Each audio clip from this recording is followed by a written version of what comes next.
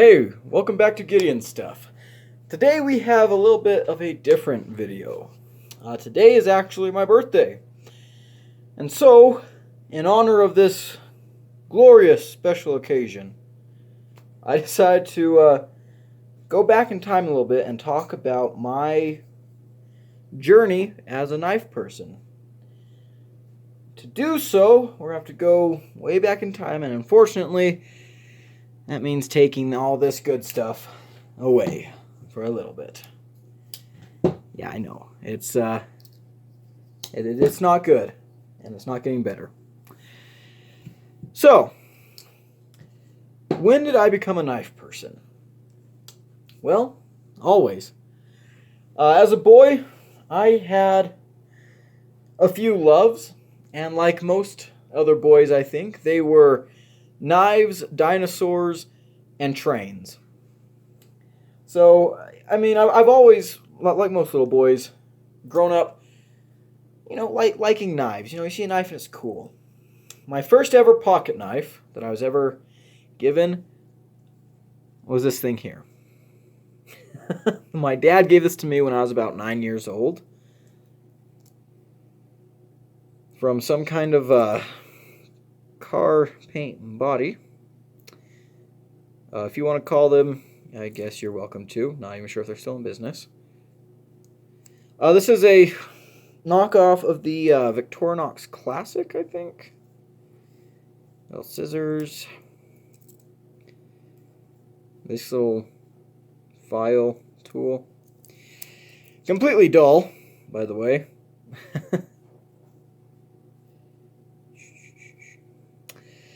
But anyways, this was my very first knife. I put a little key on there for my box of secrets that I had as a boy that I kept all my special stuff in. I also has tweezers and toothpick. So that was my very, very first knife. And I had that guy for a long time. Really enjoyed it. Really, really loved it. And then when I turned 11, I saved up some money on my birthday.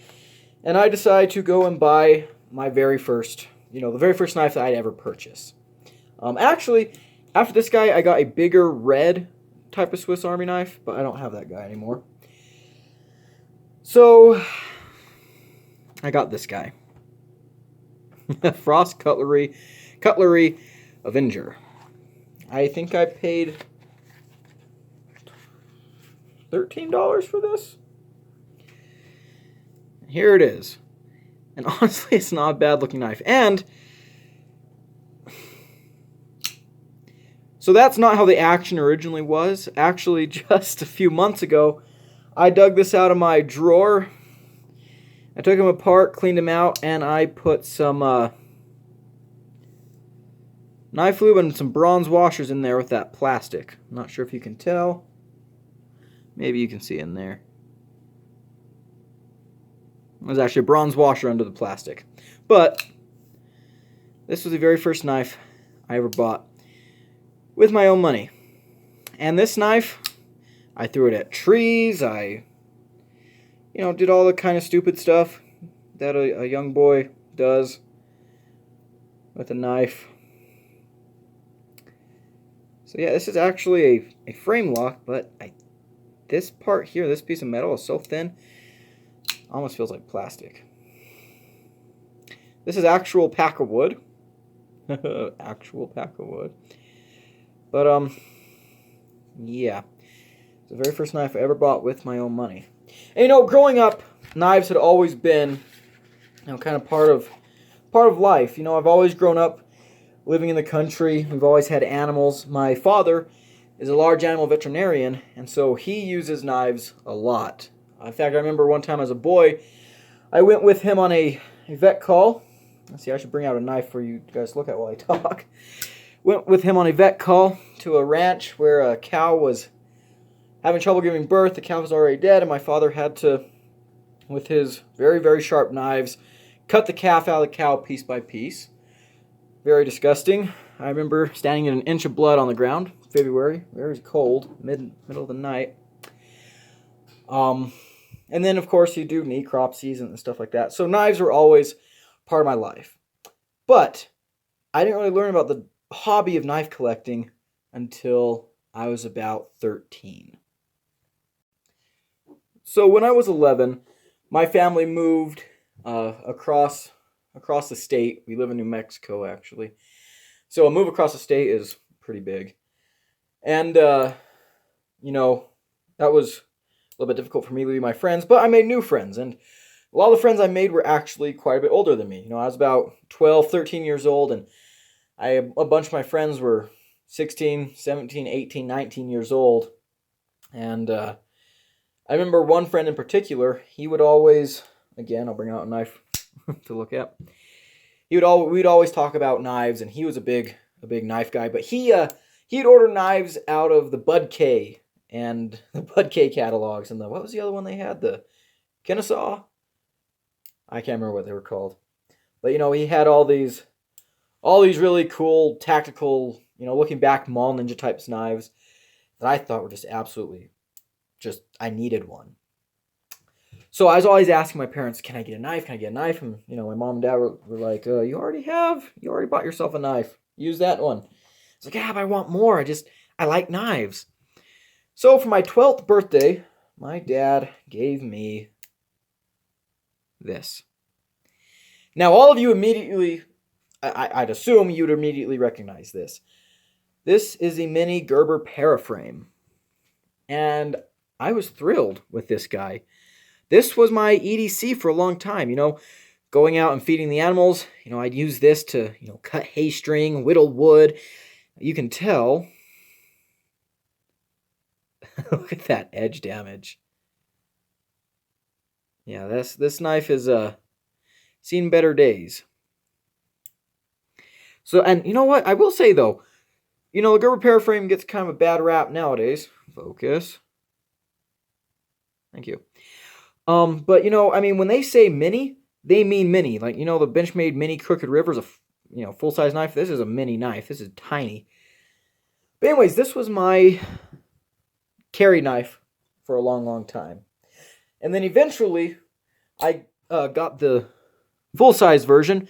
This is not that same one. The one I had was partially serrated. This one came later. I lost that other one. But around this time, there was a man that my parents befriended who was an avid knife collector. And so me and my friends, we all lived, again, it was kind of a small community. And my father he started a scout troop there, and he was our scoutmaster. And so one day, for one of our activities, we had set up this big dinner. And lasagna, we made so many lasagnas, I still hate lasagna this day because I ate so much for the weeks afterwards. But this man, he came by and he said, "Hey, why don't you bring your boys over to my place and we'll talk about some knives, sharpening and stuff like that." So we went over there, and he was an actual knife collector. I remember he actually let me hold, back when I was 13 years old, before I really knew much, he let me hold his Chris Reeves Sabenza. And this was back in 2000, 14-ish. Nah. Anyways. And I remember when I saw that Sabenza, I was like, wow, this is kind of a plain looking knife. And, he says it costs what? Like $400? What? And so I just didn't get it. And, he talked to us about knives. My friend that had the big Mall Ninja knives, he pulled out his big crazy stuff. He's like, "Oh, look at this." And the other guy pretty much frankly told him, "Well, that's crap." And I couldn't understand it. But I went to his place a couple more times, including one time when I went to ask him about this other knife I got, whose story I will tell soon. And he sent me home with a bunch of copies of Blade Magazine and Knives Illustrated and stuff like that. And I remember reading those magazines and comparing them to magazines that I had from like the Bud K catalogs, and comparing them to, stuff like that. And, I'd see these knives in there and I'd be like, whoa, how are you charging? What's a Benchmade? Why is a Benchmade costing this much? And, that was kind of my first exposure into the fact that there's a bigger world of knives. Oh my gosh. There's a bigger world of knives out there than what I've seen. And it all went downhill from there. So using these magazines and stuff that I'd seen, I decided to kind of, I started to kind of formulate my own, sense of what the knife world kind of was. And I honestly came to the conclusion that, these knives that cost $100 and up, that's just ridiculous. That's luxury stuff. That's like going to a restaurant and paying, I don't know, $100+ on a meal. I mean, food is food, is what preteen me thought. So one year we went to scout camp. Our little troop saved up enough to go to scout camp. And there at the store at the camp, they were selling these. And I remember my friends all bought one. I asked my dad, I was like, Dad, can I please get one? Can I please get one? All the other guys have one. And my dad's like, you know what? Sure, go ahead. So I ran over to the store and I got this guy, and I mean, we were so happy with him. As you can see, this is an unassisted knife. And so, from this knife, I gathered that if unassisted knife with a flipper, you had to, well, I missed it that time under the camera.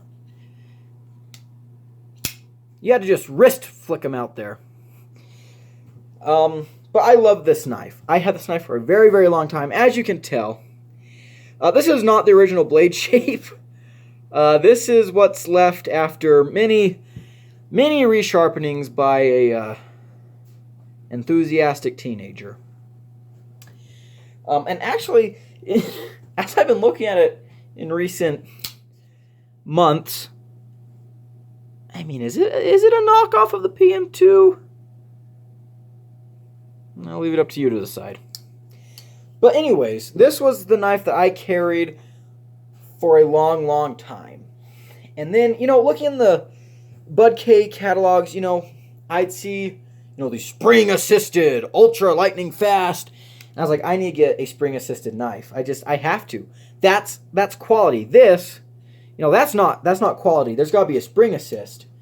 And so eventually I did get my hands on a spring-assisted knife, and this this wasn't it, but this is a good representation of the knife I had. Well, no, this isn't very similar at all, but whatever. And so I thought, spring assists are the height of quality. This is the peak of knife making. You'd see this thing, Master USA, and then this. Oh, this one doesn't say it. Oh, geez. Most of them, they'd have that, designed in America, made in the, handcrafted in China, all that stuff. I've got another knife here. Let's see if this says it. No, it doesn't. Actually, this one doesn't say anything. Interesting. And so, for a long time, that became my standard for knives. And, getting to be, I was about 14, 15 years old at this point, and my family moved again. And we came up to live on my family's kind of heritage cattle ranch. Beforehand we just had milk cows and stuff like that, but now we were living on a beef ranch. And I have a cousin who's about my age, and he was also into knives. And so we would collect knives, and they're mostly knives of this type. And I was 14, 15. I'm starting to, I'm working for people in town. I'll mow your lawn, I'll trim your trees, I'll take care of your animals, chop down some sagebrush, I'll chop you some firewood, I'll build you a shed, I'm getting paid for stuff like that. And so, I had a pretty good, in the summer times, I had a pretty good stream of money to go and, spend 14, 15 bucks on a M-Tech or something like that. And for a long time, that's kind of where I was. However, I never really liked this type of knife. I always thought this type of knife looked stupid and gimmicky. And so I preferred knives, still nothing fancy, but I preferred knives like this. And if they could be spring assisted and look like, kind of more plain looking, that's even better. Stuff like this, which was actually my EDC through my junior and senior year of high school. But what were the top quality knives? In my opinion, well, I thought the most high-quality knives were case knives. You'd see them at, like, Tractor Supply and these, different shops that I'd go to, 40, 50, 60 bucks. I was like, so that's a high-end high-end price that I'm willing to pay. But things started to kind of change. So I've always been a hard use kind of guy. You know, working with animals, hunting, being in the outdoors, camping, all this type of stuff. You know, I was always looking for a knife. And I would use my knives until they would just fall apart. Me and my cousin, who I mentioned earlier, we would just use our knives until they fell apart and we'd get new ones. This knife here, I've since fixed, but it got to where it wouldn't lock up. The clip pretty much fell off, and, you know, stuff like that. And so, you know, you'd use these knives for, I don't know, a couple months till they broke down, fell apart, and you get a new one. Or, you know, just keep using it. So this knife here, I bought, and actually it still works, and I still kind of like this knife, I'll be honest. In fact, recently I tried using these screws here to take these screws here, I guess, take the paw clip from there to there so I could carry it tip up, but these screws are too shallow, and then these ones don't fit in there, and it's just a mess. But, you know, I was always switching through knives, and, you know, plus, you know, I like collecting them. So, when I graduated high school, I went, you know, to work. I worked that whole summer with this ranch operation that, you know, worked up in the mountains around here.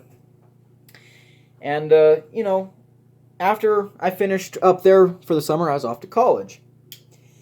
And I decided I was going to buy myself a couple of knives since I was going to college. And so the knives that I bought were this guy and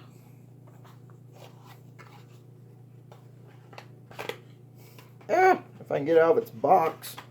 There we go. This guy. Gerber flat iron, CRKT, Fossil. So these are both my first knives that had the tip-up carry. And, you know, buying these knives were a little bit out of my price zone. You know, I was usually buying knives that were, you know, like $20. This guy here was a $30 knife, but I got it on sale for $15. Woohoo! And then my other most expensive knife was this knife that I got from my dad. Me, my dad, and Grandpa all have matching versions of this case, Stockman. So I bought these guys, you know, before going off to college. And, you know, I got this guy because it just looked cool, and, you know, I had fond memories of Gerber. I liked Gerber. In fact, me and my cousin, he bought all the versions of the Gerber Gator machete, and I was so jealous because my mom wouldn't let me get one. And now that I can buy one, now that I'm an adult, I don't have one because I just haven't gotten around to it. But then the CRKT Fossil, I'd see this guy in the glass display case at Walmart all the time, and I was like, man, that's a cool looking knife. That's a cool looking knife, and it's the Fossil. I love dinosaurs. You know, I said earlier how, you know, my first loves as a boy were trains, dinosaurs, and knives. Well, I never grew out of the knives and dinosaurs part. And, in fact, I was going off to college to become a geologist. I'm still in college right now. I'm not a very old guy. I'm still in college right now studying to be a geologist, and I'm going to be going to graduate school after that for paleontology. So I was like, hey, the CRKT Fossil, that's perfect. So I remember getting out to my car with this guy, and I was like, huh. I was like, oh, spring assisted. I was like, whoa, that was weird. So I was like, what the heck? And I was like, well, that's kind of slow. And then it just, what? What the heck? And, you know, this is running on the IKBS. And I was like, that is so weird. Why is it doing that? And then, of course, you know, I was packing up to go to college, and I didn't really have time to think about it that much. But these two knives, you know, I slipped in my pocket. And as you can tell, I've always kind of liked bigger knives. Stuck them in my pocket, and away to college I went. And it was at college that I kind of, you know, started learning a little bit more about the EDC community in general. So when I got, you know, to college and stuff, there was one night when I had some free time, and I was sitting around playing with this guy, you know, CRKT Fossil. just kind of messing around with it. And not Spidey flicking it. Of course, I didn't know what that was back at the time. But I decided to look up what was so different about this knife from other knives that I'd handled. And so, I started looking. I looked it up on YouTube at first. I was like, hey, get some videos. And there was a YouTuber I watched at the time, Scalagrim. He does a lot of historical martial arts. And he was someone I watched at the time just because I was interested in swords, and he actually had a review of this knife. So I kind of watched that, and that led me to some other reviews, and pretty soon I was learning about stuff like bearings and this, that, and the other, and I was like, oh my goodness, what's up with it? I'm like, holy cow.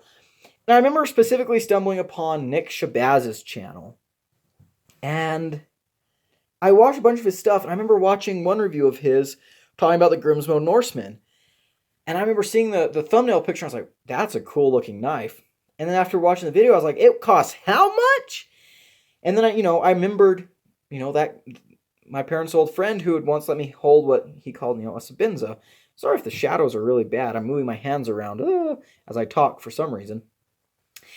And so I looked up the Sabinza. I heard what a lot of people had to say about that. And I was like, okay, so I guess knives just, using knives so they fall apart isn't normal. I guess, sharpening your knife every evening isn't normal, because that was something I've been doing. Like, it was just something I did. I got back in after, my day hunting, just doing chores, going camping, and you sharpen your knife because it's dull. And so I started learning about all these different types of steels, and I was like, oh my gosh. And I kind of wish I'd been thinking right. I should have brought some examples of knives that I used as a kid when I was younger that just completely, I still have some that just completely fell apart. But I was like, okay, this is interesting. And I still continue carrying these guys. In fact, I have a funny story about this guy here, the Flatiron. Oh boy, I'll tell that story. One time, I left my dorm. It was late at night. I left my dorm to go eat. And I had my keys for my dorm on a carabiner that I had clipped on my belt. Well, I'd gotten in, sat down, done some quick homework, and then when I stood up to leave, the keys got caught on some part of my swivel chair, and they got pulled off my carabiner. So I go to lunch, or dinner actually, it was dinner, because it was dark, and so I get back, and I realize I don't have my keys. I'm like, oh my gosh, what am I gonna do? I've got nothing. My roommate, he was out partying at a friend's house, and he was kind of a trash roommate anyways. But I had no one who could let me in. I didn't want to go ask the RA because, for another key, because, you can only ask for a key once, and I just didn't want to waste my chance on this.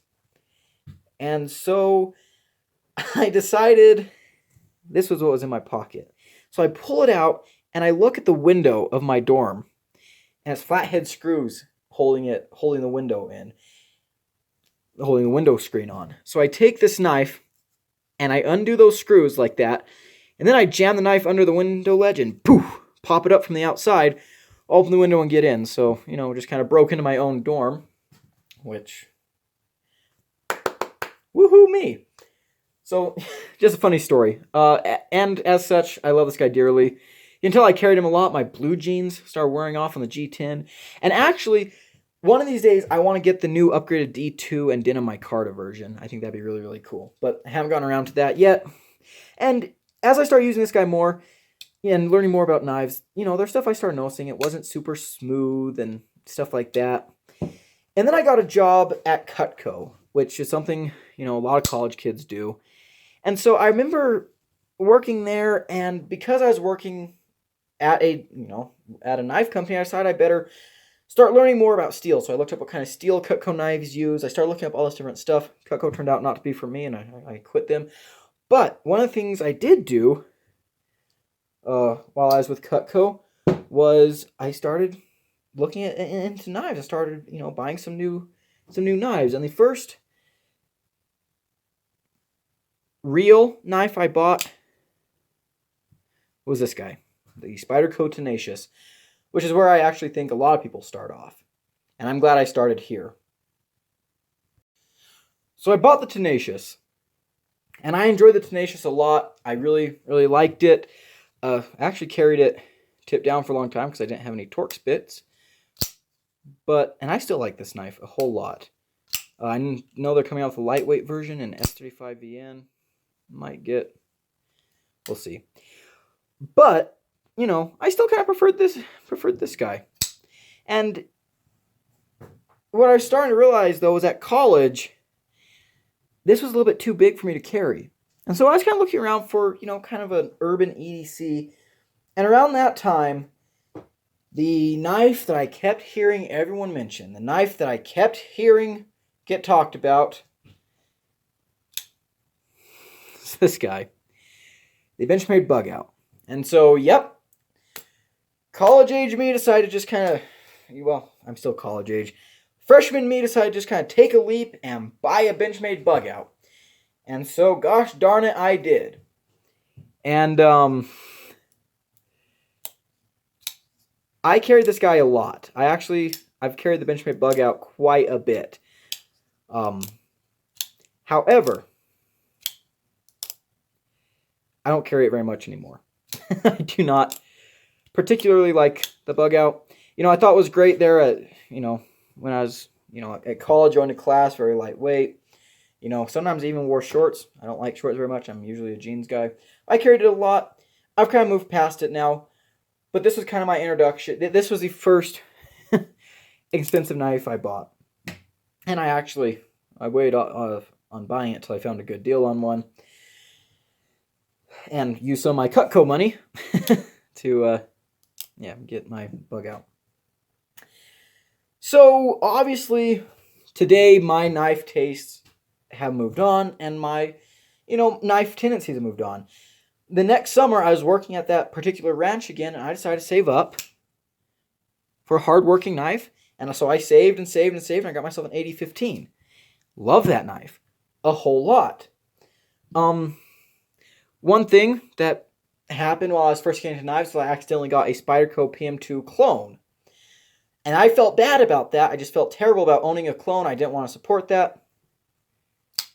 So I went ahead and bought a real PM2, and I bought the, you know, S110V Blurple version just because I love blue knives. And, you know, since then I've had, honestly, one of my favorite companies is, you know, stuff like, you know, Civivi, CJRB. I mean, you know, I'm still a college student. My expenses are not endless. We'll put it that way. But, you know, I've gone more into the selling and trading and, you know, collecting quality pieces. And, you know, I've talked about my cousin earlier. You know, I've been trying to get him into knives. I've given him some Civivis, some Bestecs, stuff like that. And, you know, we'll see. But, you know, me and him, we loved stuff like this for the longest time. And actually, you know, this isn't one I collect anymore. But stuff like this, you know, if I'm at a gas station and they have a display case, I'll go and look at it just because, I mean, sometimes it's kind of cool. What did I do? The tip there.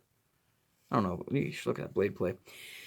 And there's some knives that just, you know, they're not good, but they hold sentimental value. Like this guy. You know, I carried this guy throughout high school. And my cousin, again, he has the same knife except with plain blade and a gray insert. And then there's knives. Heck, I mean, I haven't talked so much about fixed blades, but, you know, I was really into fixed blades. My cousin gave me this guy. I still use that knife. I love it. It holds good memories. My father gave me this one Christmas. Elk Ridge little Bowie.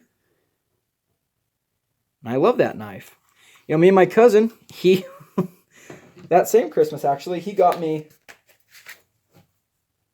this big old nasty kukri, and then he got himself one. So, I mean, and still, to this day, sometimes I have to go feed the goats, you know, a watermelon or a pumpkin after Halloween. So I'll go and I'll chop it up with this, just have some fun.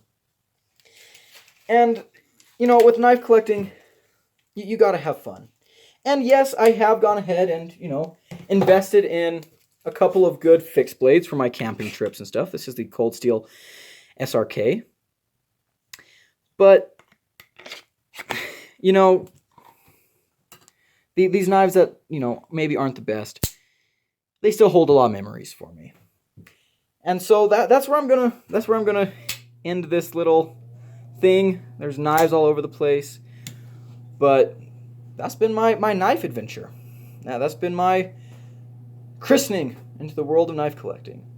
So if you stayed this long to the video, thank you. Whoa, okay, sorry about that. My camera cut off.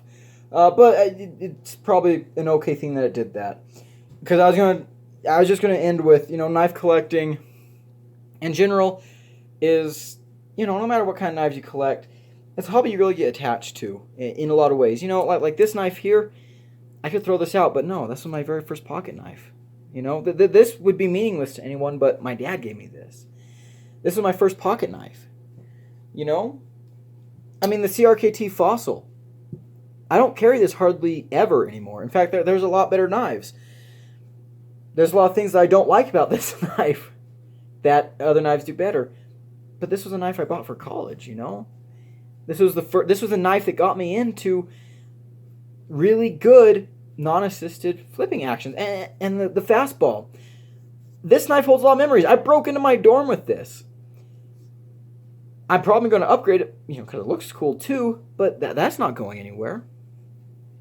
And, this knife here, this isn't going anywhere. I've had memories with this. My cousin got me this. I've skinned a bunch of rabbits with that knife, actually.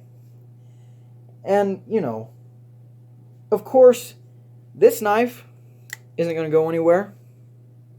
It reminds me of good times. But by the same token, I mean, this is the most expensive knife I've ever bought. Like I said, you're not going to see very many expensive knives on my channel. And also, my lighting is going to crap. But that's not going anywhere. And, I mean, the fact that it's my favorite knife helps. This knife here, my dad and my grandpa and me, we all have those matching knives. This knife here was actually given to me by my great aunt when I graduated high school.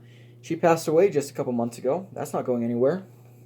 Heck, this knife, the Rat 2, I customized this myself. This is now an R2-D2 because it's the Rat Model 2 and D2 steel. I put R2-D2 on there. There's just, there's things. Knife collecting takes you on a lot of adventures. And it tells its own story. And, I mean, yeah, I've moved past these, Now, instead of wanting a mystery steel with a steel frame lock that, the action's terrible, I much prefer titanium and carbon fiber, in this case D2 or S35VN, and, smooth action, great clip, tip-up carry. I used to hate tip-up carry, actually. Now I've grown to appreciate it. You move on, but still, like this little guy here. My dad gave me this when I was 12. This was something very special to me. And also, by the way, since I've got both these guys out here, knife reviewers, why does no one use the Gerber Paraframe as a knife comparison, staple? Everyone, even people that aren't knife people, have probably experienced a Gerber Paraframe at some point or another. Okay, rant over. What I'm going to say, what I'm trying to say is just, being a knife collector is fun. This is a fun hobby, and, it's a rewarding hobby, too. You can have a lot of fun in this hobby. And, I don't judge other people's collections. You see people who collect M-Tex and stuff, and honestly, that it's just, that's their knife world. None of us have the same knife world. And this turned pretty long, and before it turns preachy, or, I don't know, freaking something else, pretentious, I'm going to go ahead and end it here. So, thank you for watching. I appreciate it. Please like, comment, subscribe, and I will see you in the next video. Bye now.